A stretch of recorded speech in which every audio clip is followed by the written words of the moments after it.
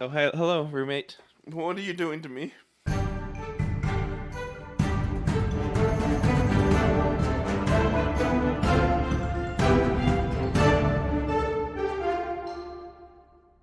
Welcome to another episode of Dungeons and Degrees. My name is Adrian. And I'm Alex. Today we have two special guests. Special Pew, pew, pew, guest pew. Justin and special guest John. Justin and John. Let's do Justin and John so we don't start talking over each other. Introduce yourself. Hey yo, I'm Justin. I was in a previous episode. I'm knew Alex back in college. Still know Alex, but I knew her back then too. I DM a Curse of Strahd campaign with 6 players. I also play in John's campaign. Wow. Looking forward to chatting again. And I'm John. Pretty much the same situation. Knew Alex back in college. Still know Alex. And I play in a game with a dad's group that I got to be a part of. Although I guess everybody's not in a dad's group, but that's how I got into it.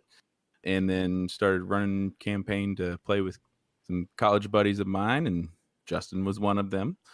And have been running that. And I'm writing a novel based off of inspiration that came from that campaign. And happy to be here. I was also on a previous episode. Heck yeah. Returning guest. Wow. Yeah, We stand happy that. to be back. Just a phone call away. Oh, shucks. And I want to see, what have y'all learned? Well, I guess I'll go first, but, what we've learned since last we talked, what we've learned, or what we've done differently, or what we've kind of, come to understand about ourselves as DMs and players. I guess something that I've kind of had trouble with, and I'm still, I guess, a little still. Oh, I guess not so much. I killed a player, so I haven't. This is the first moment that you're gonna be like, I killed a player. Yeah. Yes. Well, they had enough stuff to res them, so it wasn't like, oh no, you know. So it was a lot of them were very begrudgingly trying to figure out did that really happen? That didn't really happen because I've never done something like that. Um, but yeah, he said he was tearing up because he didn't know if the party was gonna res him in time. So that was interesting. But I made him. Well, he just had a weird wish. He wanted to eat a will-o-wisp for some reason. Yeah, no, that's it. Just normal things. All right. Um, yeah, Sure. and I just had to Like you do. as one does, I had to homebrew some stuff because what happens when you swallow? The DM guide does not tell you what to do when someone swallows a will-o-wisp. So I made him a bit beefier, but his it once he got knocked out or unconscious after he lost control, he was gonna take 2d4 exhaustion because it kind of pumped up his physical traits and his magic and everything all at once. So he was super powerful, but he's gonna take a hit, kind of like a dire kind of thing. That's a really neat ad hoc decision. Uh, he he's been wanting it for a while, and and he's I just gave it to him, and it was just after a big fight too, so I was they were all kind of a little bit expended. My warlock was complaining about not having spell slots. I'm like, you have Eldritch Blast, I don't care, you're good. Mm-hmm. So I The guess spell that needs no slots. exactly. So that's the new thing I've done and had to experience, and we had a big talk afterwards because we had to make things okay with the party. To me, you had the best. You had the best response because, to me, if you kill a player, you want that player to give a shit about what's going to happen. Like you're saying, your player teared up. I think that's huge. I think that plays a lot into how you've constructed the world and their feelings about their player and the rest of their team and their attachment. I think that's big, even though eventually got rezzed. Yeah. But it would have been another thing if you killed him and he was like, "Oh well." Yeah, truly. We've been playing this game for almost a year. In 1 month, it'll be a year. So I hope they have some sort of attachment after this long of a time period of playing. How often are you playing? Once a week. We've skipped a couple weeks Okay. here and there due to like Sure. wives' birthdays and I was sick one Life. week and all that stuff. So we try our best. Work, life happens. Okay, but he just like wanted to eat a will-o-wisp, and that's how he died. Is that what you're trying to? Because I'm just trying to catch up on Like, how do you get to that point? what. Yeah, because we're talking about Curse of Strahd, right? Like Right. we said it, Yes. so everyone drink. But like, what? Right. He just wanted to like. Yeah, okay, so he made a character that felt no emotion, so he just it was very like it would have been Questions. Hold Yeah. on. Okay. Wait. Go, We're gonna go. start there. Okay, fine. He doesn't want to. He doesn't feel emotion. Wait, what? I don't know. It's his character. Is he a construct? No, Is he's he- a tiefling. And there's only he's like, I've only felt emotion one other time, and I laughed at a dragon appearing because of all the after being chased and down by villagers who tried to kill me because of all the nonsensical things that were happening around me. I just started laughing, and that's the only time I felt. So I feel like if I find this will-o-wisp, I'll feel emotion. So I made him feel rage, and he had to make 2 saves. He had to make a con save to not just the will-o-wisp entering his head, like exploding his brain. He made a DC 20 con save, and then he made a 19 con save for wisdom to hold his own sanity to make sure he can control his character still, and he failed that. He only had a +1 to wisdom, so he finally got a nat 20 somewhere down, and they all kind of like put him down, like got him under control, but he lost it after the next round. And yeah, he got slayed by his compatriots because one of them put down a bottle of an unknown potion. It was Cloud of Daggers in a potion, and it just fucked him up from the inside and killed him. Oh. He's like, I don't know which Wow. bottle to do, and he just like, and he just killed him. So yeah, that was fun. It's both awful and awesome. Yeah. For some reason, he decided to go to the bathroom, so I added in that he was shitting metal now. That doesn't sound fun. No, it's not. It's not. Oh. Um, Okay, so this bro dog just wants to feel something, and the way that you feel something is to get a will-o-wisp and put it in your mouth, I and then guess. He tests me every day, so it's okay. oh, okay. No, it's fine, I guess. Everyone has their different plays, and that's probably not how I would play, and that's a choice, and that's okay. Everybody makes different choices. So yeah, That is true. I've learned to be adaptable, and we had a long talk down because because he felt no emotion. I had to deal with him being like, I don't care, or I have no sympathy for what you're doing, or my plan's the way and nobody else. Like there was no empathy between him, so he was a very difficult character to have in a party.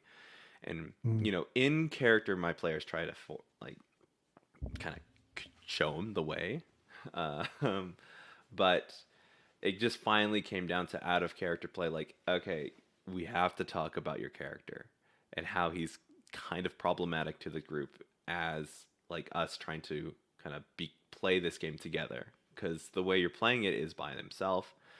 And I know it's very important to be an individual, but also you have to be part of the group or else this becomes strenuous. That's why, in all honesty, like people were like, should we even res him, or should we like do all this other stuff? Because he was in character. Do you want a problematic person to be in Barovia if he potentially does this stuff, rages out while we fight Strahd? Like that was their main like give.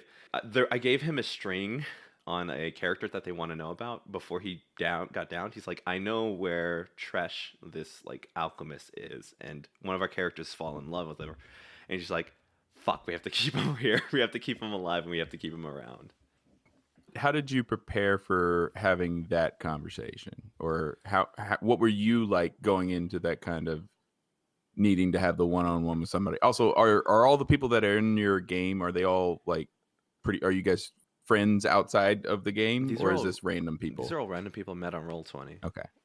It was just Okay. something I kind of put together when the quarantine happened. It's not like something I prepared to do after the match. Like after the match, I was like, okay, we're here. But one of our characters, he was like, I have to. He's told me, he was like later. He's like, I'm so sorry if I got into it too much. But I was drunk, but I just had to say my piece. But the other guy took it well. He private messaged me later, like, can you give this player inspiration later? So like, Yeah. I think it went well. I was there for most of it, but I had a arrangement afterwards that I had to kind of like dip out. But I was like still near the computer just in case like all shit went to hell. So Mhm. I was waiting for those DMs to hit. But apparently it went well, and there was no prep work. It's just been slowly but surely like, hey, try to do this, try to do that. Like let's talk about how you as a player are feeling and how you kind of see your interactions with these other individuals. So it was just a big thing because of how he was like, I don't know. It's tough because he announced himself like he's very socially awkward, and it's hard for him to interact with social interactions, and like this is his highlight. But we had to still have conversations about what's like kind of appropriate, like things that we had to stop, like uh let's see, Victor and who's the girl Victor was going to marry from the Watchers, Stella. I upped their ages because they were so young and my players felt uncomfortable. So I know when to say, hey, this is not what my players want, let me change it.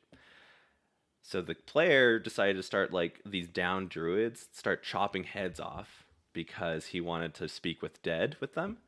And everyone's like, whoa, you're like going around sneakily doing this. This is kind of like sus. And like, I don't think we should do it. Like, can we stop him?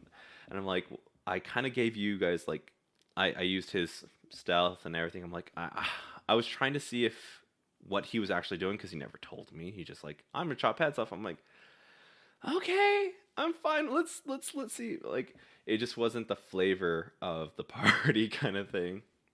That's what was going on. But because he's like, it's just the same as you picking up a weapon. I'm just picking up a head, and I'm like, ooh, I don't. And then the party just kind of went into it with him. That's not the Mhm. same. Yeah, Do yeah, we know right. if there's any like murders around where this player lives, just in general? Like, In what New if York, maybe he's a serial probably. killer? New York. I don't know. It's New York. I know where most of my players live. I think one of them I don't know, but they're all across the U.S. We have like a 2 hour difference that towards Los Angeles, and then like a 1 or 2 hours towards Florida. It's crazy. It's 1 hour, Adrian. Is it 1 hour? I don't know. It's 1 hour. One. It's just one. And then same with New York. I think that highlights how difficult it really is to run a game with randoms, like people you don't actually know. Oh, So yeah. you don't really know what you're in for in a lot of ways until it happens. But at the same time, I think the conversation he had to have probably was easier to have. That 100%. Yeah, you're right. Because 'Cause that's you're where I was disconnected. thinking on that. Have you You're had to disconnected. Yeah. Have you ever had to have like a sit down with a player before? Uh-huh. Okay. So, I've had many in my game, and John has too. I have done many of them. Unfortunately, I don't think I've done most of them well because I'm, my group that I play with, they're all my friends. They're all buddies, or they're new friends that I have. I mean, they've become my friends.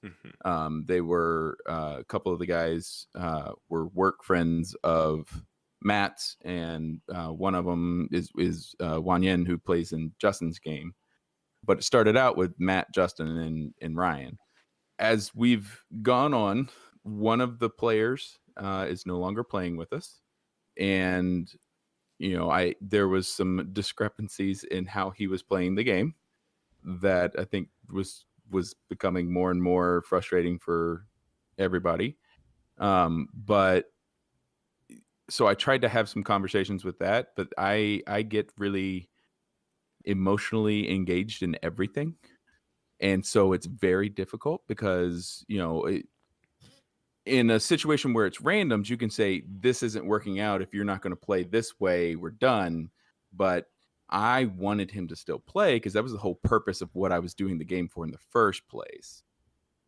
And so either I have to be exceedingly flexible to get a whole bunch of different things, and it's hard to make everybody happy because you can't really do that, or more and more increasingly difficult conversations have to happen.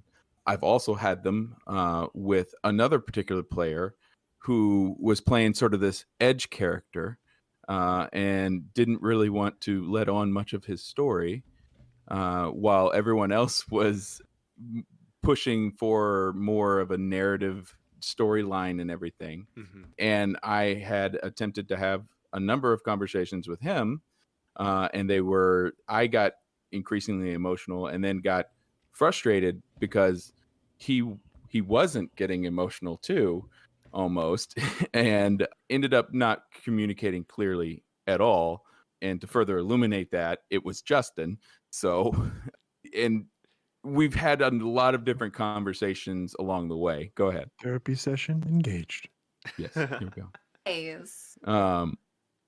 There's been a whole lot of different stuff, and this is one of the things that, as you were talking about having grown, I've had more and more respect for the fact that me and Justin have been able to continue playing because we do have very different styles of how we run D&D, and that's one of the things that I like about D&D too, is that it's simple. They've simplified it enough that you can be flexible in how you play it, but it can be tricky when, particularly if there's one person who plays it differently than the rest of the whole group, and then putting that in a situation where it's all your friends and stuff, and there's not like an easy solution of, because I don't want to kick Justin out by any means, but I guarantee that there have been times that if this was all random people, I would say he's not playing like everybody else, bye, and we just play with who's still there. But that's not the point of why I'm running the game either. So it's not, and it's nothing against Justin personally. It's just that style doesn't mesh as easily in how we're playing the game. So. Right. It's also, big learning experience for everybody, even though it's like the perception is a dichotomy between how my character is acting versus everyone else. It may or may not be fully baked out that way. I know John is learning as a DM, and so am I, so is everybody else. And then all of our players are also in this very unique situation of a completely new, brand new world with characters they're creating on the fly also. So like this meshing of understanding how the game works versus understanding how you want your character to work versus understanding how you actually want to play the game and get something out of it is way up in the air. And then also everybody's supposed to have fun at the same time. Right. And every week is so different because everybody has a real life. Everyone's got kids. Everyone's got other shit to do. Like some weeks are like, you know what? We're not going to continue the story this week. We're going to fuck around in a tavern for our session and make jokes. And that gives John material to make stuff for the next few sessions, really. But ultimately, it doesn't drive the story forward. It's a different style it's very much ad hoc. Like the objective, and John, feel free to correct me if I'm wrong. The objective is there's a goal, there's a thing we're trying to stop, there's this whole arching story. And there's all these places that are created along the way that will influence that story. And we're characters in that story. But the reality of the world, the real world part of this, is that sometimes we don't want to drive that narrative forward because of the shit that happened in real life that week. So we just piddle around. And then next week we might drive it forward. And that happens at various points for each person. Mm-hmm. So like one day somebody might show up and be like, nah. And the next day somebody would be like, yeah, let's do it. And someone else is like, nah. And it's the hardest when it's the DM who's like, nah. But yeah, because that's what's recently happened with us is it wasn't the last session, but the session before that. It's the most I have laughed while playing the game, and it was great. I made it up, and I told them at the beginning that I didn't have things ready right now because I had stuff going on in life, and we're just going to sort of see what happens. But, and then it ended up being ridiculous, and I kind of killed a character. because he was goofing around with some like super powerful artifact that they didn't really know about it. And so like Freddy, which is Justin's character, now he had the soul of one of the other PCs in a necklace around his neck. And it was ridiculous, and it was fun. I will say that character whose soul got in the necklace like messaged me almost immediately after the session. It's like, I understand, people die and stuff, but like this was just kind of goofing around. So it's not going to be like, Just making like, sure. just want to like, we're on the same page. And it's like, yeah, that's fine. It was totally random. And, but then we go to the last session, and it was another rough week, and I was focusing on other stuff, and then we still hadn't resolved any of that, and we were going to see what was going on. And I ended up getting actually in a like feeling very frustrated with that person. And I've since realized, this is another thing I've learned, that I need to actually take a break, because we're coming up on like 2 years of playing this. And it's weekly game, and it's been like, I've been going nonstop with what's going on. But we also, if you think about it, Justin, what level are all your players? 9. Okay. So you guys have surpassed my party. Yeah. And you've only been playing for like a year? We started in March of 2020. So almost a year. For this campaign. We started a year before that for the different campaign. Okay. In April 2019.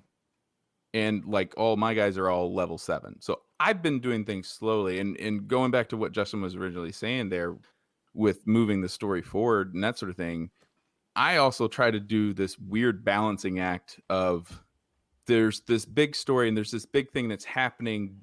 And so there is sort of a guiding light, but it's still sandboxy. Mm-hmm. And at different points, it's been based off of what they've done, what they've decided, decisions. Then I create these little moments that you can then follow, and I'll plan out that much and make it sort of connect later kind of thing.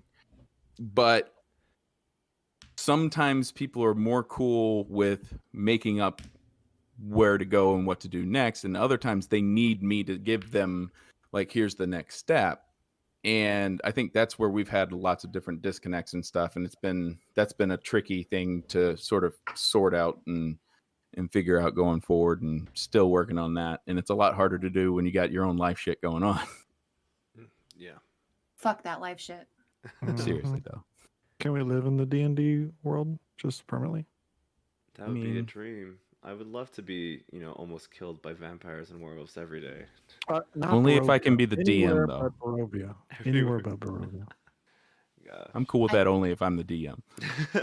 See, that still is a level of control that I think Dungeons and Dragons really allows us. I don't know why I'm cracking my knuckles right in my microphone. I'm sorry. I just did it earlier. It's fine. just let me in the... But I think that makes a lot of sense. I mean, this last year has sucked. Yeah. So I can see why it would make sense why your games would flow differently, right? If you're doing Curse of Strahd, it makes sense that you're going to follow a pretty narrower flight path. Sure, that's where we're going today. But if it's something more creative, yeah, stopping and just fucking around in a tavern is sometimes just what everybody needs. And yeah, take those, that's what I'm saying. I guess take those breaks. I don't know. I'm gonna go back to like being silent because evidently I cannot talk today. I mean, it makes sense. I give a weird point. Yeah. Because ultimately, that's the envy part that I have for John and his work towards this campaign. Because if I was trying to do this, the first thing I would do is be like, here's the big bad. Here's what he's trying to accomplish.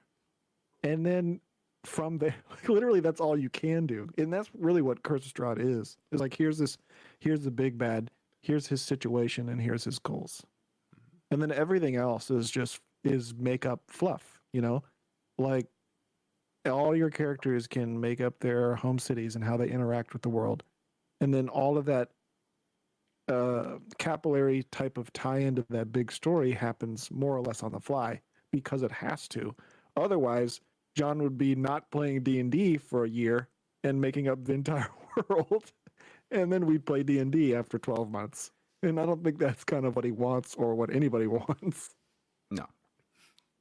Plus, my whole thing is like each of you guys, each of the characters in my game has like a part of the world that I built based around what they told me their character was. And as they've developed, there's been more and more things that have grown in the world that are like parts of the world. Like there's a part, one of the guys that joined us later after we had started was an artificer, and there was not like this big tinkering community with all the artificing and all of the magical contraptions and stuff that wasn't in the world yet because he wasn't there yet. And when he showed up, then there's all this world building stuff went into it, and I wouldn't have been able to come up with that either if the player hadn't come. And so that's the other thing for me is like, I'm good at, you give me something, give me like a cue, and I can make it connect. I can make it make sense. I can make like this random thing be tied to something later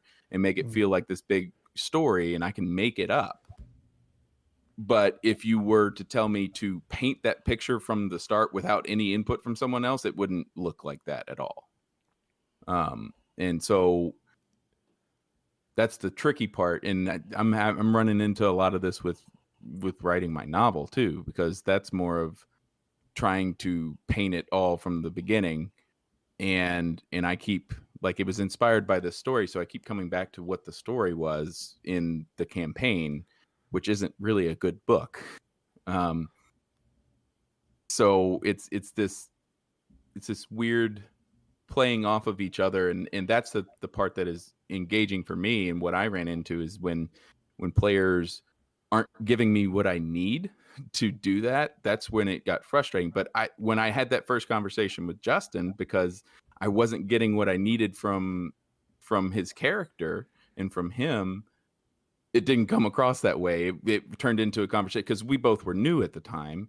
And so it turned into a conversation about railroading versus writing a story, like railroading or sandbox, and playing my story, playing my, them being in the world of my novel, as opposed to them being the characters that creates the world.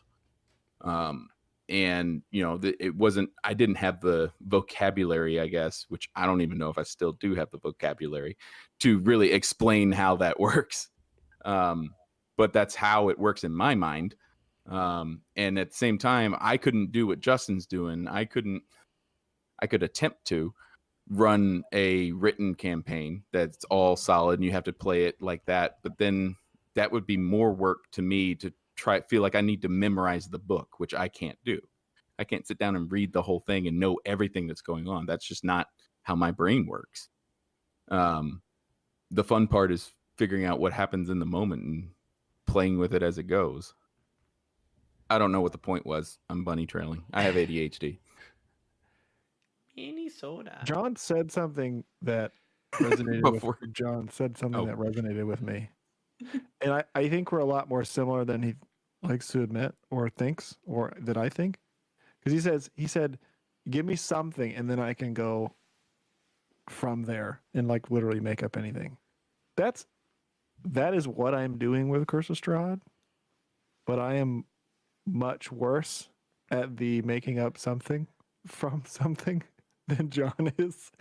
So I'm latched on to the desires and goals of my bad guy because I feel like that's my job. That's kind of what I've learned. As the job of the DM is to obviously know the rules of the game and then be able to corral your characters into those rules. Otherwise, if you don't have a framework, shit just breaks and then you're in a sandbox craziness and everything dies and everyone's upset.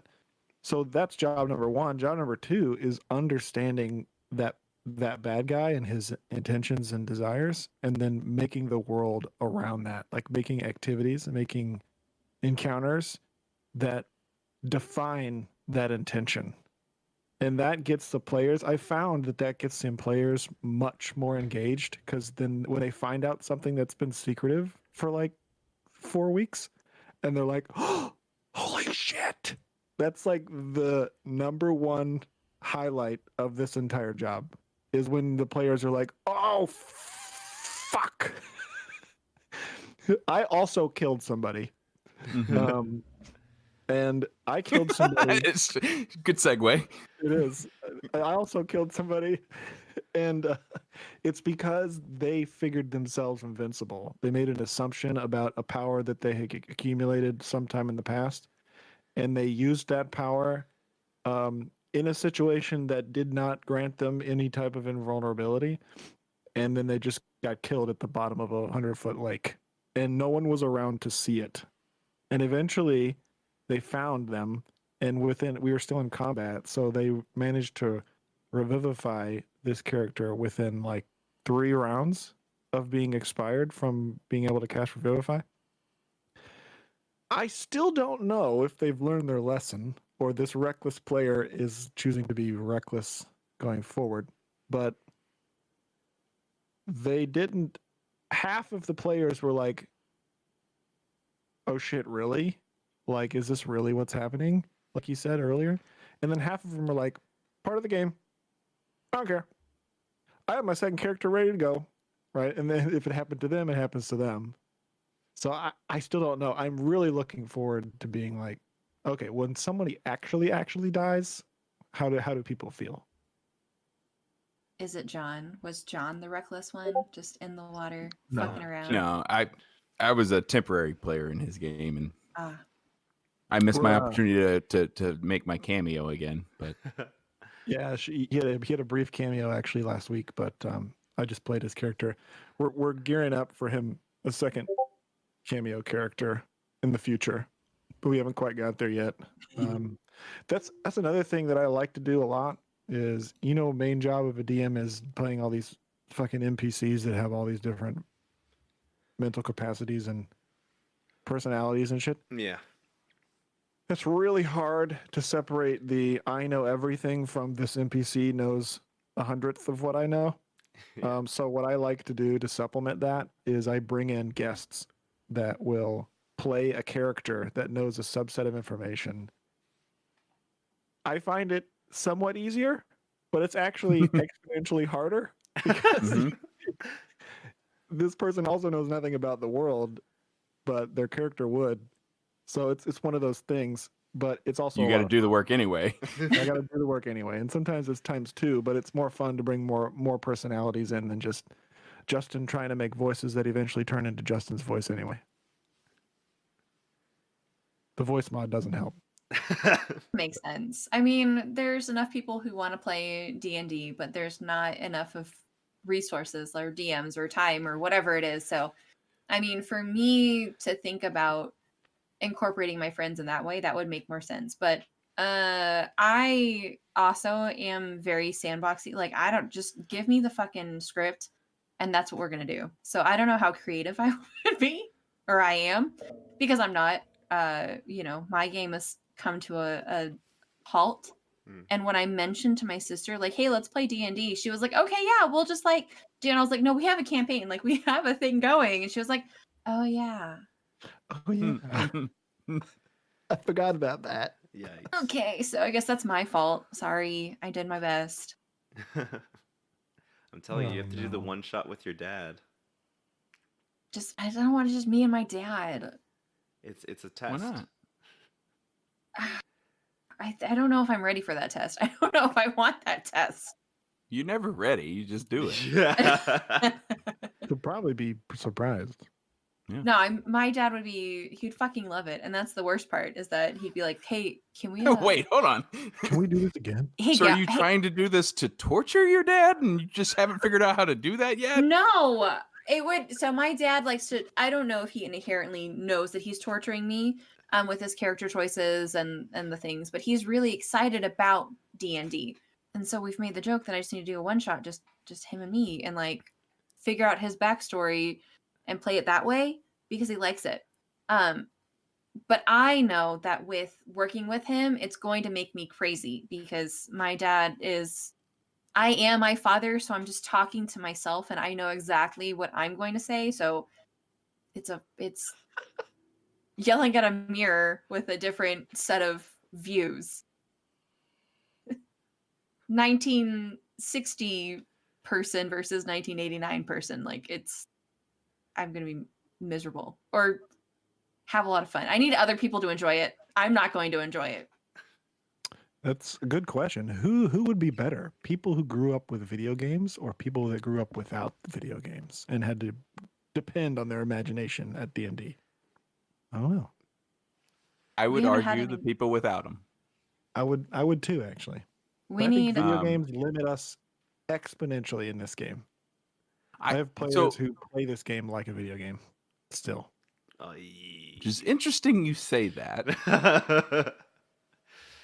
fair. Because I that's kind of do. where the rub was initially with us, is that you were playing it more like a video game where you like, I need to know what the goal is so I can check it off and we go to the next thing. And that's not how I was running it. I see that perspective. That's definitely not my intention.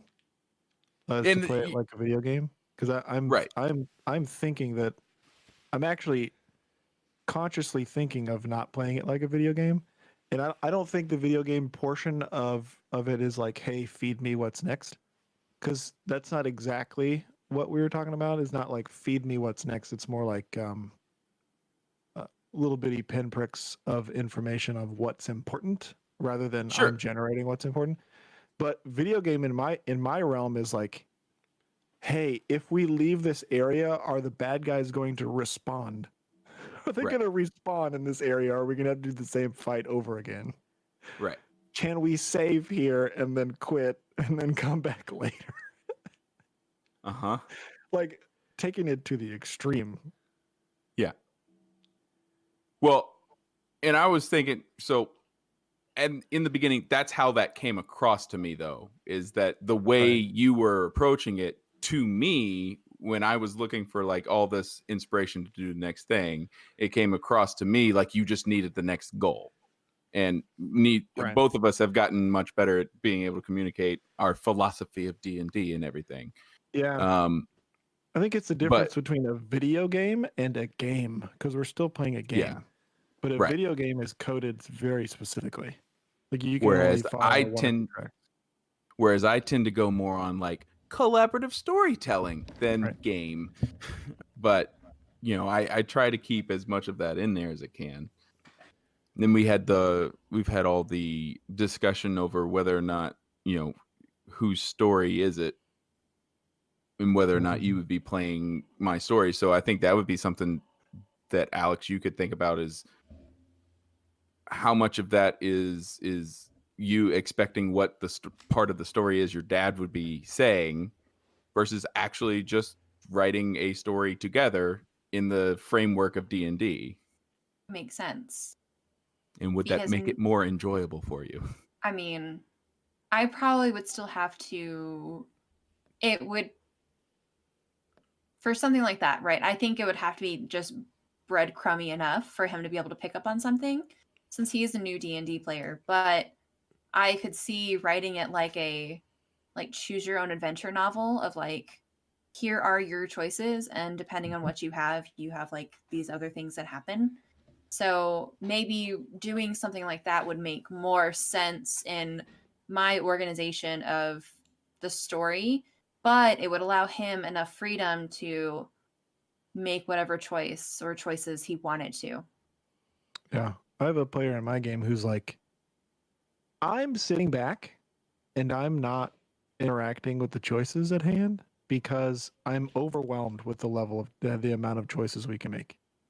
There are 10, 11, 12 different things we can do or pursue, and I'm going to let the whole group decide because I'm overwhelmed. I need one or two things. It's always a balance. I think, John, you lined it out. You can never make everybody happy, regardless of what you do. And everyone's going to have to adapt to what's happening. One way. Yeah. Fuck choices, man. It's a lot. It's freedom to choose or freedom of choice. Or from choice. Yep. Like, I compare it to real life. Like in real life, you're in a sandbox.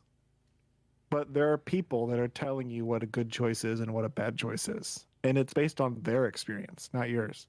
So you can choose something else entirely and then make it what you make it. Or you can follow someone else's path and continue to receive advice and still succeed.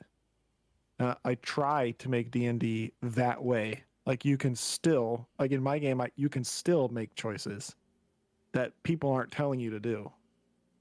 And that's totally on the table. But there's also people telling you what's important. Because that's sort of how I feel is, because the whole world is still, people have their desires and people are trying to push you in one direction. You can follow it or not. There was one point in our game, this is the point where I decided that DM interjection will no longer exist. And here's the point. They're at the bottom of the lake trying to uncover this extremely protected treasure chest. Inside the treasure chest, and here's where my party will not be allowed to listen to this episode. Spoiler alert. Inside the treasure chest is Mordenkainen's spellbook. And Mordenkainen is a master wizard. It's every single spell in the wizard's list, along with, I added the Graviturgy and stuff from Matt Mercer's book. I have one of his books. Yeah, Mordekainen's Tomb of Foes. He's a monster, and he's in Barovia as the Mad Mage. So they're down there, and this chest is like extremely protected by all these water creatures and traps and all sorts of stuff. So they're down there, and they're getting their ass kicked. And that's where my druid died, because she was down there by herself. And they eventually come up out of the water, having not solved the problem and not defeated the enemies. They came out as sort of like, they wanted to do a long rest. They're like, hey, I'm going to do a long rest and then regain all my shit and then go back down there and finish it. And I'm like, whoa. This ain't going to happen. So I had Strahd show up. And he's like, listen, you can either go down there and finish what you started right now and then give me what you find, or you can leave and I'll go down there and finish it and get whatever's in there and I'll do it myself.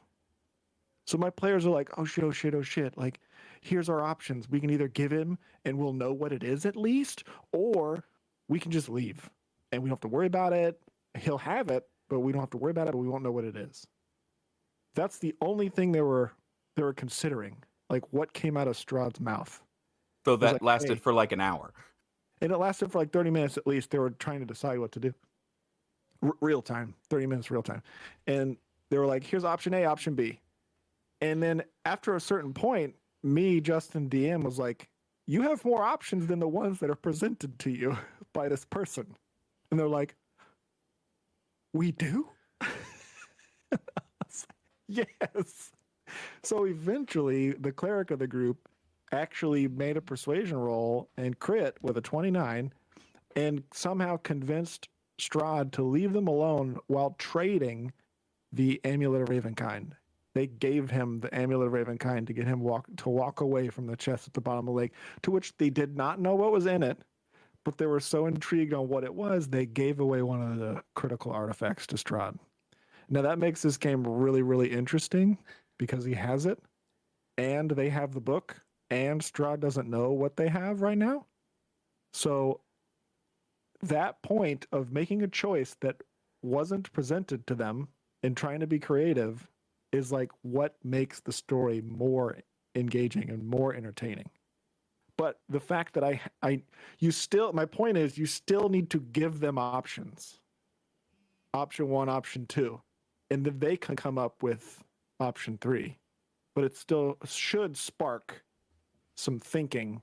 And now I can't interject. I refuse to. I will never say that again because they must understand it. They must understand that there's always an option 3 and 4 and 5. See, I have the opposite problem in mind where we have a player who all he does is give me option C, D, E, F with all the things that he can make and do and how to do it. And he's got a plan and he tries to run everything. And I'm sitting here trying to think, well, how's that going to play out? How's that going to do this? And then the party's like arguing. And then I don't know which of those options that he threw out that I didn't plan are they going to do. And it's exciting. It's draining after a while, but it's exciting. Yeah, the trouble with that is you have to make something function. right? Mhm. That's the end. Like no matter what they choose or what he's capable of, it has to function in the world. Mhm. Yep. And if it's gonna be ripple effect through everything, then fuck, we're screwed. So If you're screwed, we're fine. your group is the one Yeah. that like Strahd is a friend, right? Or was a friend. In my They group, perceived Yeah. him. he's perceived as a friend. I don't know if he still is. He has not attacked them. In they are, let's put it this way, they are incredibly scared of him. They do not know what he's capable of because he hasn't shown them. He has shown them that he knows things that he shouldn't know. That's it. He is not engaged in fights. He's always sent wolves or vampires or other people to engage before he does. So they refuse to attack him. And the moment somebody attacks him is going to be like the biggest moment in this campaign because everyone's going to be like, oh shit, really? You're going to shoot him? Fuck. I better get prepared. Especially after that session with the chess, because you shocked them all at the end with all the shit he had waiting for him. Yeah. Yeah. He just walks out by himself and he's like, yeah, no, I agree with you. You should walk away. I'll take it. And they're like, oh shit, I knew he was in the forest. And he's having a conversation, and then somebody else brings up, oh, well, what about that Rahidin guy? He comes out of the forest too. He's there also. So it's just Strahd and Rahidin standing there. And then they make this agreement. They're like, hey, here's the amulet.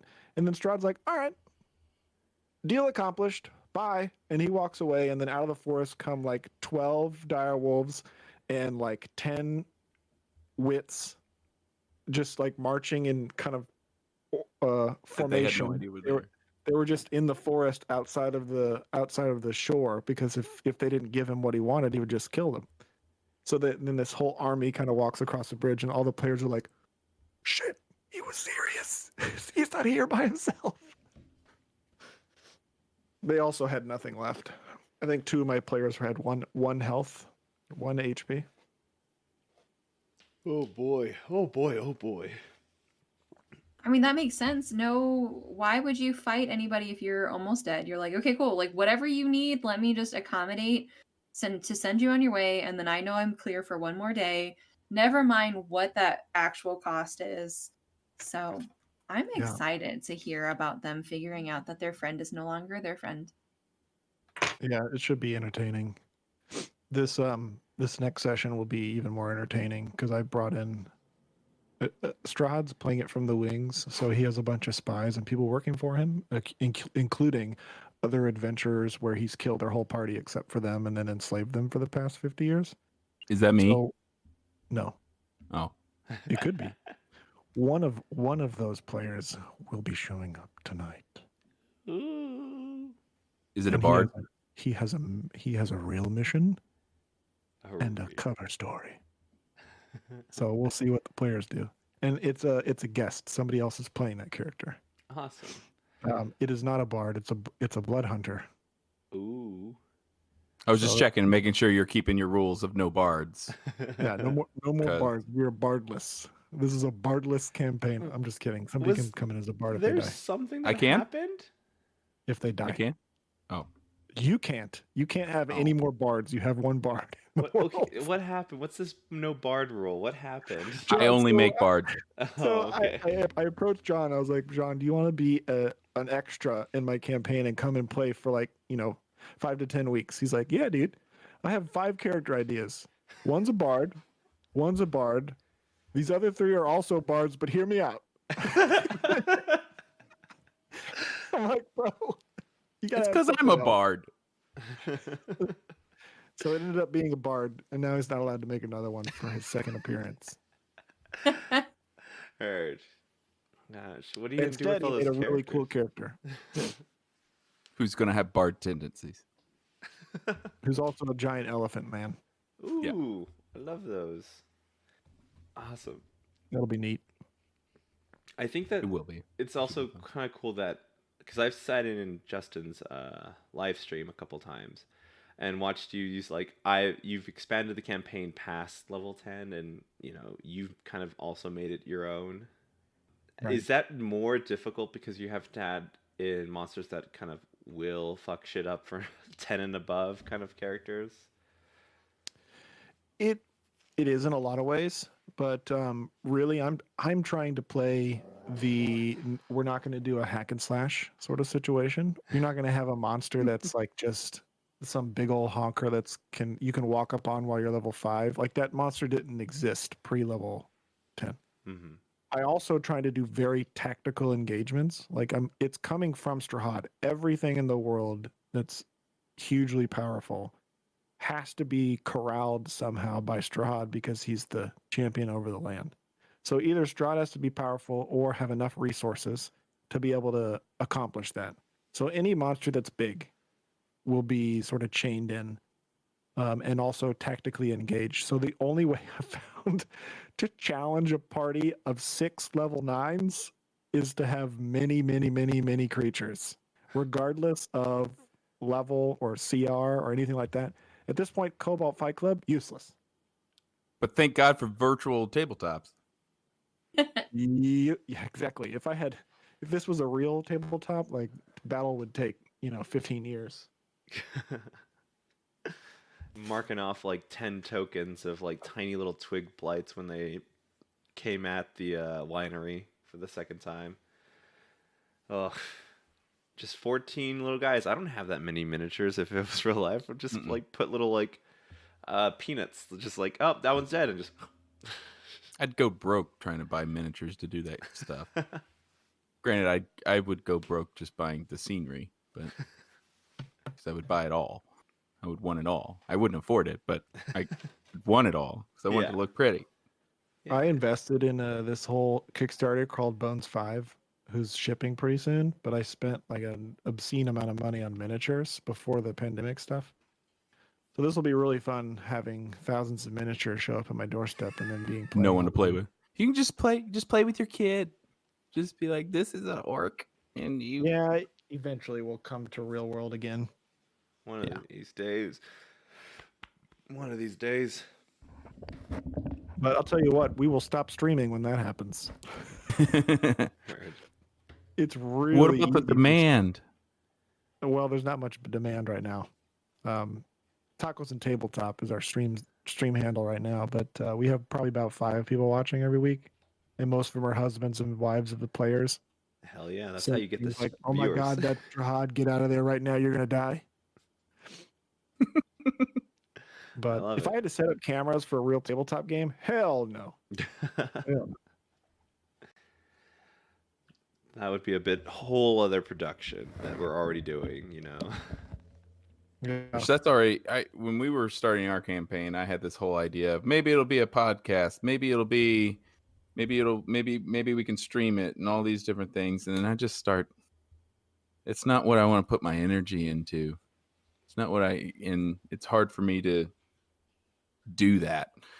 Because I've gone back and thinking about the podcast, because I did record a lot of them, and I still record them more from my own notes than because I suck at taking notes in the middle of the session. So I just go back and listen to it some. And but I realized early that it probably wasn't going to turn into a podcast, because going back and doing all the editing and all of that stuff for a 4-hour session is just too much. Yeah, no, that's something I've kind of looked at as well. Just like, even for the once a month thing, I'm like, I have so many ideas how I want to edit it or how I want to present it and all these things, and I'm just like, just do the basic editing and figure this out. But every time I get to a cool part, I'm just like, oh, I want to highlight this, I want to do this, I want to do that. And I'm just like, okay, you just need to calm down, okay? Just do the thing that you said you're gonna do, and then maybe you can like expand it. Like, I've been sitting on the December one shot for a couple months now, just like looking at it. I'm like, am I editing this right? Just do it. Just do it. Iterative delivery. It sounds like you're playing your ADHD card. No, I'm not. I just want it to be the best. He's playing his artist. Everything needs to be perfect, and as I develop my skill, that means my skills are getting better. So then I should go back and revisit. The ADHD card, though. God. But that's a yes, mostly ADHD, but that's an artist card. I think, like, I Stop me have a from paint going by back. numbers Oh, that I've been God. doing like that. Like I go back and I'm like, but I've learned new techniques with this paint by numbers. Let me go back and redo every fucking number that I've already done. Alex has stopped me from going back to the podcast and re-editing for the first 10 episodes because I'm a better editor than I was before, and I know how to enhance audio and all that stuff. And by enhance, I mean make it louder. Uh, and it's it, it bothers me because I went back and listened to it just so I can get the numbers, to start putting stamps on them. The like, this is when we talk about this. This is when we talk about this, and I'm just like, oh, is this what we sound like at the very beginning? Man, there's just no energy in it. It's just like, Do you remember when I just used a phone? yeah, I know. We grew, like, that's the other thing. I'm like, do I just delete the ones where we just have like this muffled audio and just like, I don't know. It was just, I just keep looking back at my creations and I'm just like, you do better this time though. Just relax. You have so much already on your plate. I work in software development, and that is a outstanding challenge because developers and coders are artists and technologists in kind of the same head. So they're like, oh, I can make this shit perfect. It'll take me 12 months, but I can do it right now. And you're like, no, this is the valuable part. Get the valuable part done, and then we can cycle back on the next piece. And you can do But that in a it couple won't weeks. look pretty. But it won't be perfect. Well, that's not the goal. Always the Yep. goal. The goal is to have content. That is the struggle I've been having with writing my novel, actually, because everyone says all writing advice I see is that don't edit while you're writing. Like when you're doing the first writing things, don't edit while you write because then you'll never get it done.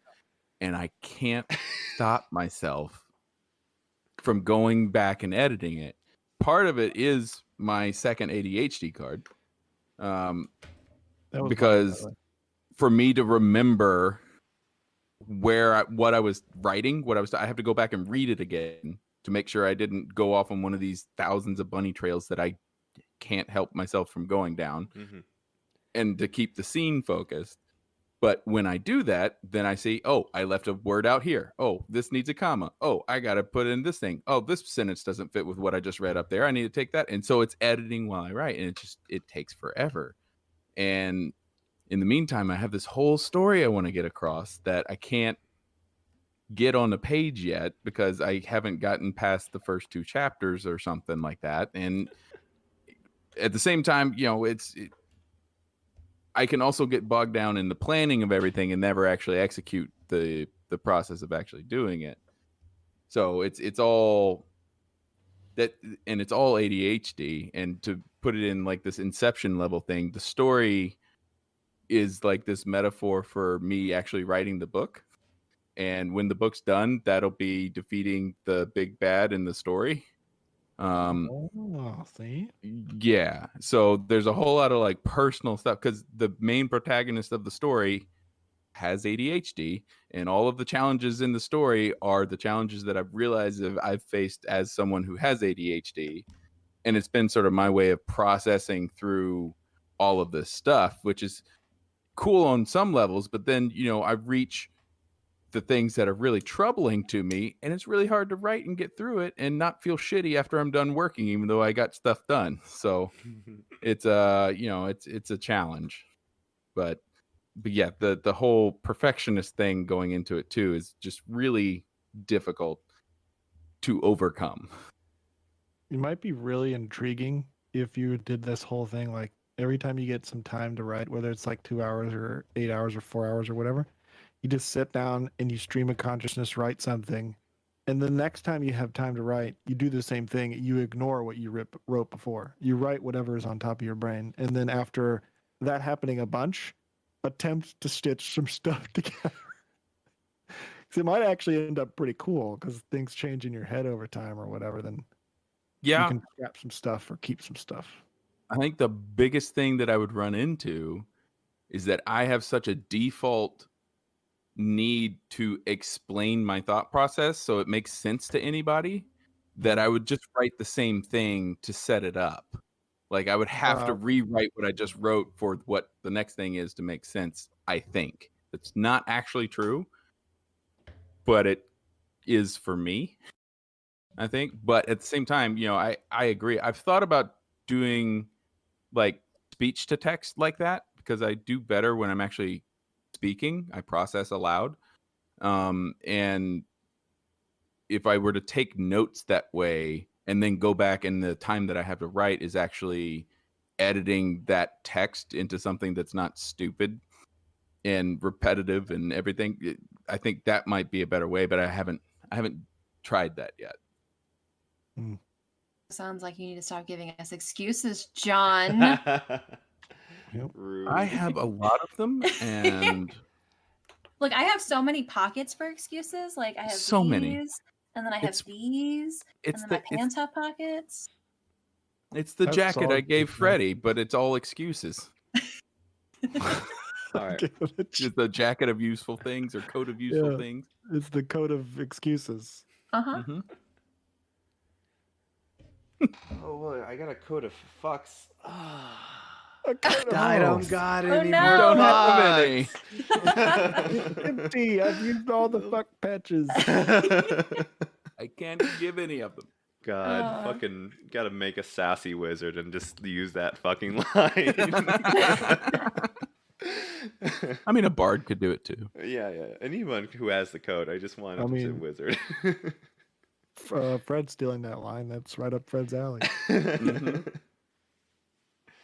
No, for real. I mean, we're all perfectionists, and I think that's one thing I struggle with too, is trying to be perfect, but like, fuck it.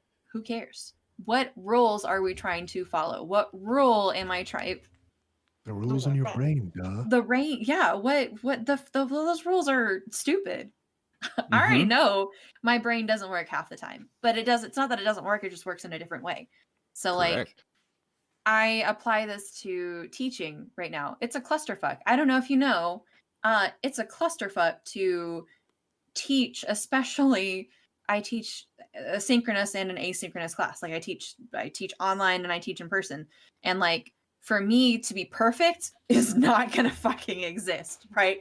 That's not what any of it's about. Especially when you talk about D&D, it's about building relationships and building a story, and that 0% has to be perfect. And if you're playing with people who care about you and you form these relationships, then they're not gonna fucking care if it was the most brilliant piece of literature they've ever heard. It beats anything they've ever read. So I think what's important is just getting that idea out. And from what it sounds like, John, you and I struggle with the same shit. And that's just let it fucking go and do it. Whatever you're going to write is going to be fucking brilliant. And we know that. You know that. On some level, I'm sure you know that. Whether you know that right now is a different thing. You're going to make me cry. I guess I made you cry last time, so. Ha ha ha. I have risen above the tears. No, she hasn't. No, I haven't. I probably will start crying. It's fine. But yeah, like you're whatever you have to create is gonna be amazing. So just stop giving yourself those excuses. Because that's what they are. They're fucking excuses for you to be like, okay, cool, I'm mediocre. Then my pockets will be full. Let the pockets go. Take the jacket off. But it's cold in Texas. That's true. No, keep the jacket on. It's warm. It's not a jacket. It's a coat. It's a coat. Sorry. I just have coat of many colors stuck in my head now. Uh-huh. Oh my god. Can I play in Sony's campaign, but can I play as Dolly Parton, please? Yep. Sure. John will immediately say, yep. I don't know if Dolly Parton belongs in Barovia. I say yes and. Yes, and. That has gotten me in trouble. But I say yes and. Listen. So many times. Listen, I already figured this thing that all of you guys were laughing at is like breaking my game. It's not going to break my game. I already know how it's not going to break my game. So good. Which is the amulet that took someone's soul. Let me tell you a story of how we broke John's game. Freddie has an amulet that captures souls, and everything. And he thought if I turn on my little area of effect thing where all the souls come out and they deal damage and stuff. If that's on and someone dies in it, their soul is captured into the amulet and adds to the damage that the amulet is producing. Here, let me set the scene. Scene 1. We're in a room trying to figure out what this amulet does and how to get it off my fucking neck because it's cursed and I don't want it anymore. So the artificer takes the necklace, kind of extends it off my neck, and sticks his head underneath the necklace to try and take it off me and put it on him instead. He instantly dies. His soul goes into the necklace, and now his soul is inside of my head, and he's talking to me in my head. In the process of figuring out how to get his soul out of the necklace and back in his body, the druid turns into an eagle, goes to the river, gets a fish, brings the fish back, puts the fish under the necklace, and I get a fish soul in my head that goes. And now we've broken this necklace because really we could go fishing, fill the necklace up with fish souls, deal maximum damage with the necklace. Not have to worry about any human souls whatsoever, and this necklace is not a problem anymore because it's filled with fish souls. How do you recover from that? I don't know. John knows. Well, John I mean, knows. my assumption was that you guys thought that it was broken because it's better than power word kill, because you just put someone under the necklace and then they're dead. That's too. You could just drop Freddy from a height and just have the necklace over and just wrap it around their head and they just die. Which I'm glad that we're having this podcast because that's what I had fixed. I didn't think about the fish souls doing the damage. Yeah. So fix that too. We'll come back to that one, I think. You just tell the big bad, I got a secret for you. But the reason that it did all of that shit, this was the session 2 weeks ago where we were just laughing our asses off the whole time because, I mean, fucking trout souls. Yeah. So, but the whole thing, the amulet is something that is, I mean, I'll be honest with Justin, I made it up because, oh shit, they're actually going to loot that guy's body. He needs to have something on him. What's something cool? Here's a random amulet. And then I told him during the week what it did. But then it also had this moment where one of the powerful NPCs was trying to take it and ended up creating a rift because they didn't give it to her. They gave it to Freddy. And she didn't trust Freddy, and so then she was mad and just fucking left. She rage quit, and so, but it's got to be a big enough deal. And then later, there's some hags who literally die trying to get it from him, and it was like a coven of hags trying to get it. Yeah, and so all of this stuff, it's a big deal thing. And this whole time, over the course of a couple months, I've figured out, I made this thing up, but now it connects so that if I didn't tell this story, I could have been I knew what it was the whole time, which isn't how anything actually works. But I have to present it in a way that it does. No, and the wall, you disintegrated it. Right. And that's one of the things that I've learned is that I talk to my players too much outside of the session because I'm talking through all of this stuff and so any surprise that comes through of these things isn't as surprising, which unfortunately is taking some of the stuff away, which is why I think it's part of the reason I'm going to take a break because I'm trying to talk through all this stuff with everybody, and I need to stop doing that. And I've also personified all the shit that they're dealing with as my internal problems that I haven't worked out yet, so I have to do that before we come back and play a game. So there's that too. Just a side note, I'm broken inside, and continue on. Yep. No, I think I'm good. You guys go on. You have a podcast. I mean, we are not laughing at John's struggles, I'm dear laughing, listener. It's better to laugh than to cry. So. But yeah, no, it's fun, but that's also the part that is exciting for me as a DM is getting to make the shit up and then, well, I've said that, so that's my constraint. That's one thing that a lot of creative people talk about. Well, no, but a lot of people talk about the creative process. You need to have some constraints. If it's just pure sandbox, you're not going to make any, it's not going to be as cool until you say, I'm only going to work with these colors. I'm only going to use these instruments to make the sounds. How can I think of creative ways to make that work to do what I want to do? And that's where I get in the creative engagement in this game is like, I'll make some stuff up. Okay, that's now canon. How do I make this work within canon in ways that they don't know yet? Yeah. I think that's really cool. And I do that a lot, especially when they're like, can we buy more potions from the alchemist? And I'm like, fuck it. I usually like homebrew these potions, and I'm just like, they need a little bit of time to rest, so here's 3 random potions, and just like, I'll tell you next session, just that kind of stuff. It's got fading ink. You can't see what's inside it. Ooh. If you've taken one thing away from this podcast today, take that when you have NPC store owners, don't have infinite potions. That is true. No. Yeah. No. Don't always give your players what they want. Yeah, it's like Also, it's an armory store, and like it doesn't have that specific thing you want. It's like, well, it's because it's rare, or they have low materials, things like that. I will also say, especially don't do that if you also made the dumb decision to give them infinite money. Oh, that was my next point. Don't give your players infinite money. One of my guys, the artificer, Yeah. he wanted to play a Tony Stark type character. Okay. Which Tony Stark is a money's not an object type person. I tried to find a way in my mind to give him that way to have that character, but give him some kind of restriction in the game so it's not actually breaking my game to give him infinite money. Okay. But then that hasn't played out very well, and it's caused some troubles. And it's better to just not give people infinite money in case anyone else out there in the world.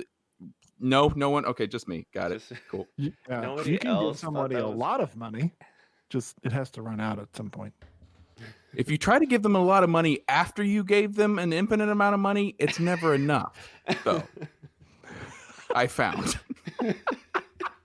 Just would he not take 100K? 200. He didn't want. He said that. You said I was a millionaire. That seems low to me. That is a millionaire. Did you say I that? tried to explain his character really well. I tried to explain. No, I said what you said, that a gold piece is $100. Right. And so you have $2 million. That makes you a millionaire. You have more than one. Well, I mean, give him. Here's the thing: give him however much quantity that you want to give him, or he wants. If it's 10 million, great. Scale the prices. As long as you have a barricade that he's agreed to, then you scale the prices. But infinite is not a barricade.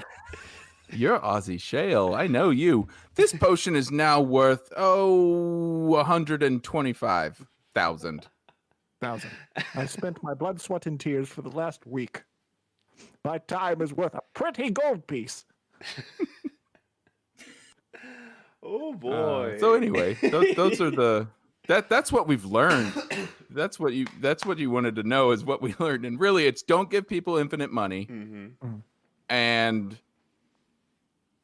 surprise them with chests under the lake. I've also gathered fish have souls. Yes, fish have souls. Fish have in souls. my world. Fish have souls. Mm-hmm. Make them trade their most valuable possessions for something that they do not know. Do you want this or the mystery box? I know you've opened door number 1. Do you want to trade? To door number 2 or 3, it could be $1 million. See, those people are the people you do not take to deal or no deal. Correct. Yeah, you don't trade. Don't take those. Changes the odds, bro. Come on. Math it up. I guess it could be applied to the infinite gold rule. You got to math it up. It's like the infinite trout souls. You just got to math it up. Right. There is a number of slots on that amulet. Just throwing it out there. Like it's not infinite souls. Plus, now there's going to be a DC for catching a fucking fish. I don't care if you have a druid in the party. What do you mean? Talk to fish. Come into my hands. What is the DC for catching a fish, though? For this party? Yeah, for this party. What is the DC? I'm going to say it out loud because I learned that lesson too. I tried to learn a lesson from Brennan Lee Mulligan, who I thought built in a whole lot of really cool tension.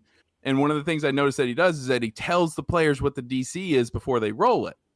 I failed to think about the fact that if it's a crucial thing that's going to happen anyway in the story, don't make them roll it. And like, I know that you only roll for things that are meaningful, but I just, and so I told them what it was, and they came very, very, very close, and they probably could have rules lawyered me into passing, but I didn't have that part figured out. So I said no. And we kept going. But yeah, don't say the DC out loud if you maybe don't want them to catch a trout. This is my favorite thing that happens in John's game all the time. It's the players, an individual player will lead John down a path of successes that ends in an absolutely broken thing in the end. It's like, John, may I transform into an eagle, please? Yes, of course. You're a druid. You can transform into whatever you like. May I take my eagle down to the river, please? Yes, of course. May I catch a fish in this river? Oh, yes, of course. You are an eagle. Of course you can catch a fish. May I bring this fish back to the room? Yes. What exactly are you planning to do with this fish? That's no bother. Just let me bring the fish back to the room. May I transform back, please? Yes, of course. You're a druid. May I put this fish underneath this necklace that killed somebody and make the fish go into the necklace? Well, naturally, this progression of events results in, yes, you can put the fish under the necklace. This math has produced a fish soul in this world. And then I said I need to take a break from running D&D.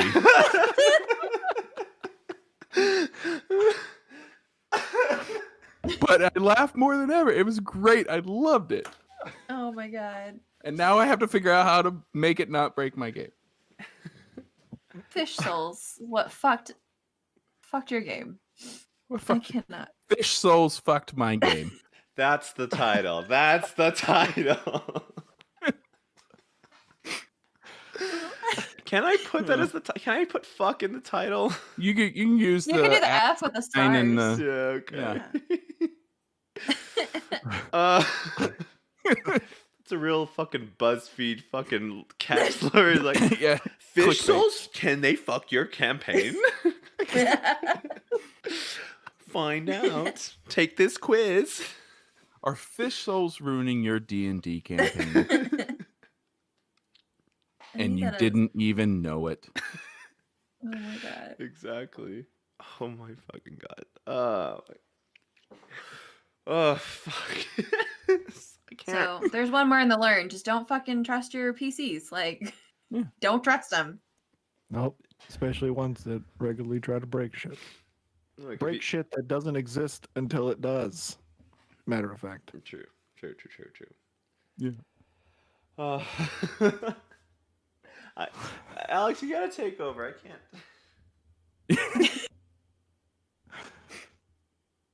I have to. Your name is first on this podcast. I'll do it. I can't stop. I can't stop thinking about fish souls fucking my party. That's some shit that I would do, though. Like, I'm about to cry. John, I can't play with you because I'm just gonna do this. I'm gonna join in. No, I'm not gonna be responsible. That's actually the majority of the party. Is doing that. Like, I feel like I can safely say I have not tried something like that. Yes, you can safely say that. You've bitched at everybody for not like going. You're just like, you guys are just dicking around with shit. And let's go. But that's why I put the necklace on your neck. Wait, no, you chose that. I chose that. Yeah. Well, actually, Tella gave it to me. So yeah. You chose to attune to it. That's right. All right.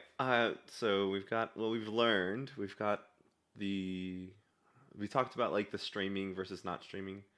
What's the main reason that you chose to stream your game? Like, because John's already said that like it was a lot and a lot of setup and extra stuff. But what made you decide that hey, I'm gonna stream tacos and tabletop? So in my case, it was really easy. So I have a monster PC. I build my own shit all the time, and I've got 3 monitors and extra space and all sorts of stuff. I also have a professional graphic designer on my game that plays in my game right now. So you can plug her. So Yeah. Lindsay, her company is Lindsay Creative. Her name's Lindsay Owens. Her and her husband She's both play in amazing. the game. It's She's so good. phenomenally good at the stuff she makes for companies and everything else. But we made a deal that I made custom magic items for her to find in the world for her making my stream setup. And literally it took like probably an hour of her and I sitting together to build that stuff. And then I learned Streamlabs, put it all together. And essentially what I do is I set everything up and I click go. And that's it. Everything else just happens on the fly. The reason why I wanted to stream is it kind of puts a subconscious expectation on the players to like pay attention to the game. Even though they're still online, it still puts that expectation on them, which has helped a little bit.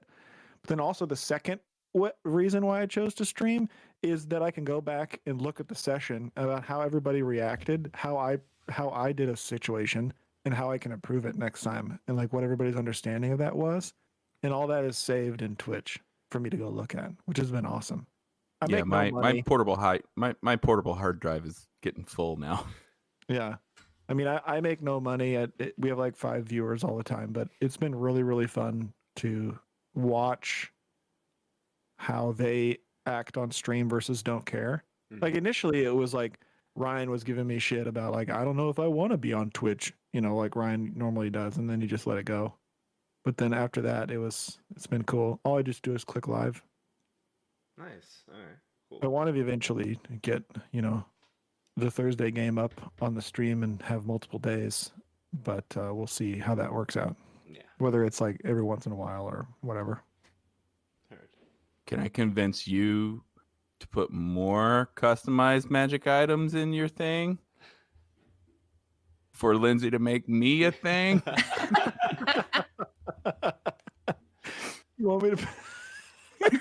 I'm sure you guys can trade something that you're good at, i.e. leather. Fine, I'll give her leather stuff. Sorry. It doesn't take her long to No, make. it's not like that leather stuff. It's like a book, like this one that podcast people can't see. So, or Justin, where's yours? Oh, mine's over here. He said, I don't know. And look at mine right here, which podcast Wow. people can't see. This wow. Sponsored item. Bearded Bookmaker. Wow. Which isn't a website that's up right now. My DM manual. That's Holy fucking shit. look, that's awesome. some shit that I'd be like, I can't write in this. I can't. Well, it's can't write a in it. sleeve. It's a sleeve. See? Oh, bitch! I love you.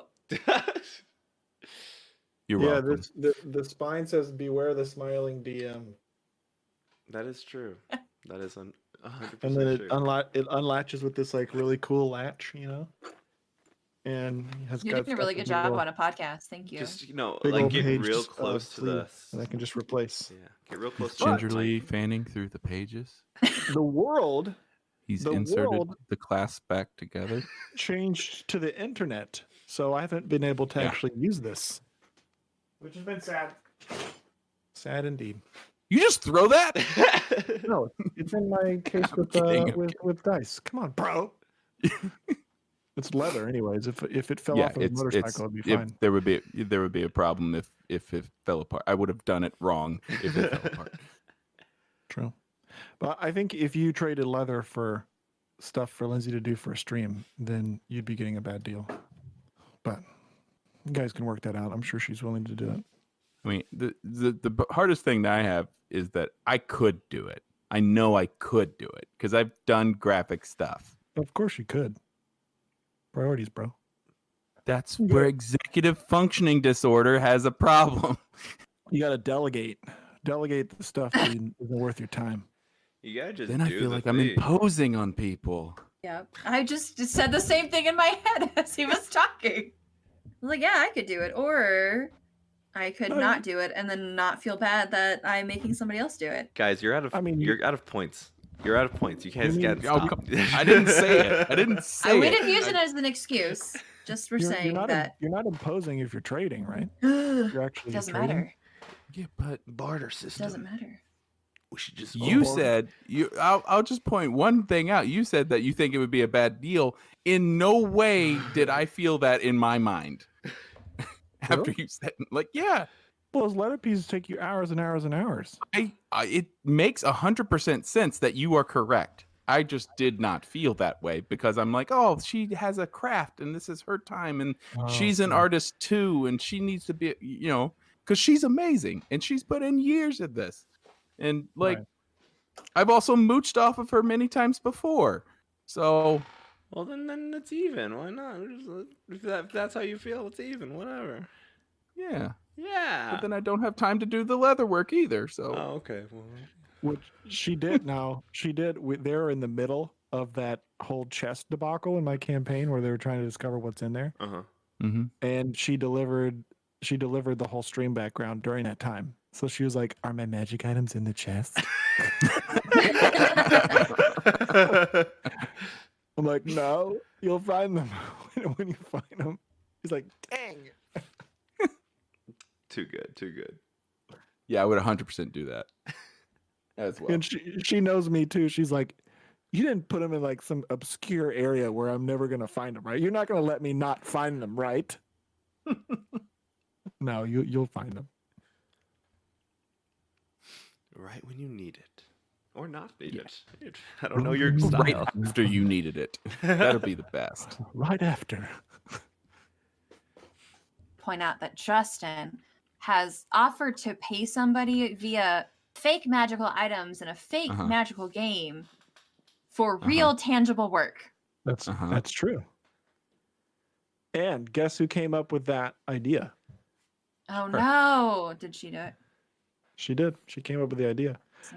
I said, "How much do you want? How much do you want for these things?" I was willing to pay her because I can pay her out of my pocketbook of monies. And she's like, "No, just give me magic items." I was like, "Okay." I want so fantasy I think we found currency. a scientific way to evaluate the experience of D&D. So let's just see what she charges hourly. Oh, you're looking it up right now? That's how much your game is worth to one person. To one person, and there's 5 others. Yeah. Well, that's 5, and that's what you could be making. Well, I mean, to be fair, making magic items and giving them to her makes me do more work in the game itself in order to scale to that. Which you're already not getting paid for. Which I'm doing a shit ton of work and not getting paid for it, yeah. You're right. Which is probably what she was thinking in her brain. Is like, here's this stream background stuff as sort of a gift to my DM who spends a shit ton of time on this game that I play that I like. I just got a mini. Which I can get. Which I can is get still fucking that. awesome. Your mini is baller. Is he about to go grab it? I think so. Yes, show us on a podcast. You shipped him a Hero Forge mini that looks like him. Oh, really? That's cute. As a group, we put in some talents. Nice. Put in some monies. Here it comes. I don't know if it'll focus. You gotta do it like the like influencer with like the like, but then I've got like the background.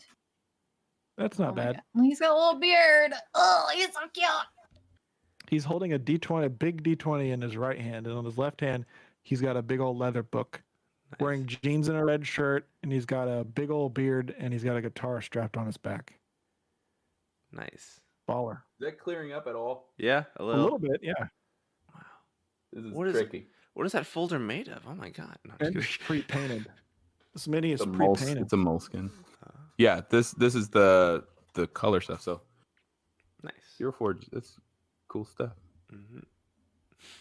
I have a Hero Forge of Fredriel that I bought.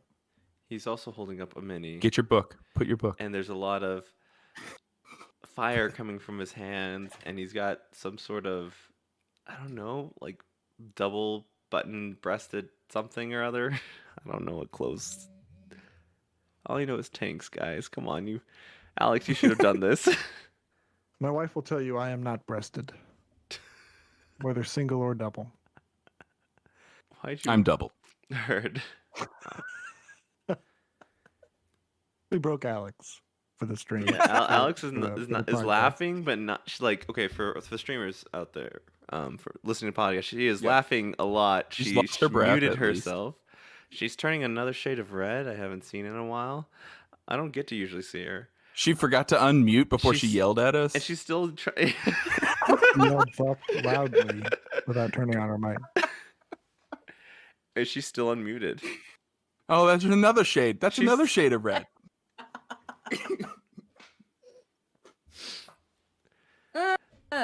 Okay, so first of all, I have asthma, so it's not hard to change me any other color than white because I don't get enough oxygens in my lungs. Oh my god, I can't. I also cannot think. Oxygen. I'm done. I quit. Fuck. Thanks for listening. She's just ending it another here. thing. She's just ending it here. I guess we're done now. I guess we're done now. No, we can keep reading. If there's another thing we've learned, you need air in your oxygen lungs Oh. to operate. Very I- good I- advice. There's a joke in there about oxygen lungs, but I Like oxygen. don't know. Oh yes, the most famous of lungs, oxygen lungs. I'd rather have carbon lungs. Yes, quite. Indubitably. I hear they're making nitrogen lungs soon. Oh I shit. wonder Yeah. if you were Gotta get born that on Mars, nitro. would you have a different lung? Ooh. Would you have a methane lung Oh. or a hydrogen lung? Dude, my kids. So, as much as I often complain about my kids, I showed them we watched the live stream of the rover landing and stuff, and now they are just like they thought it was the coolest thing, and it was the PBS NewsHour one where they had all the crew and stuff talking about it and just how happy they were, and it was a really cool experience to watch my kids get just as excited just because they saw these people super excited about whatever was going on. You know, space is kind of a foreign concept to 3 and 5-year-olds. And now Joel is like, he's playing with these magnetile things, and he's like, and this is the rocket, and then this is the other rocket that they don't need anymore, and this is the parachute, and this is the rockets that push down, and there's lots of smoke, and this is the rover, and it drives. But then you repeat that about 50 times. Because he just keeps going back over and over, and then he'll smash it, and it's like, "Oh, I got built again," and then he does the whole story. But it's like super cute to watch him do it. You have an astronaut on your hands. Well, maybe. I'm not saying no because it would be totally fine if he did it, but I'm also not going to set him up for that. You know, Mm. You He could gotta just, make you know, it, kid. build a bridge or something. Yeah, That'd be just as fine. The only Oh. unattainable goal should be my own, right? Yeah, that Yeah. sounds right. The only unattainable Part of goals. my problem is that was kind of there for me, and now I have this persistent feeling of failure. So Right. I'm trying to avoid that. Yeah, set the bar a little bit lower than astronaut. No, it's encouraging to do your best. It's like Daniel Tiger says, okay? Do your best. The best is the best for you. When you said Just Daniel wait Tiger, until I'm you like, get Jack Hartman in your life, John. I don't know Just if I wait. just I don't know if I screwed up your copyright issues or anything there, but oh yeah, we've got fucking letters upon letters of people just kind of coming at us for our $10 you're just we ripping make off from the Daniel podcast. Tiger. Anything you guys want to plug? Yeah. We plugged a shit ton, I think. That's true. Did you plug, John? Well, I've been talking about my novel, but it's not done yet, so. And I said bearded bookmaker earlier when you were looking at your leather, but I'm not really doing that yet. So website's not up. I own the domain, but plug tacos again. Oh, yeah, twitch.tv/tacos and tabletop, one word. That's where I stream my game every week on Saturday at 7 p.m. Central. If you want to come and check it out. Follow us. Yeah. Yeah. Do that. It's Follow good them. stuff. Yeah, it's fun. Then you understand with more context of what we've been talking about. If anybody wants to follow me, I'm old school Twitter where I have my actual name. at John_Hazelwood. All right. That's all I got. Because Okay. I don't have any other kind of deliverable at the moment. No worries. I have a TikTok with one posting. If you really want to follow that, I'm user 2357. No, that's not real. Oh man. Well, you could plug your dog's Instagram. Does your dog have an Instagram? Both of my dogs have Instagrams. It's called Two Noodle Doodles on Instagram. I love it. All right. We're here for the dog contact. All right. Is it 2 with a T, or two with a She's following 2 it with a right now. number? Word? TWO. Two Noodle Doodles. Winston and Franklin. Okay. You're welcome.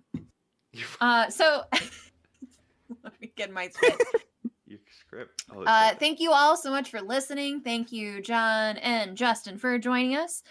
You can follow us on Twitter and Instagram at DNDegreesPod.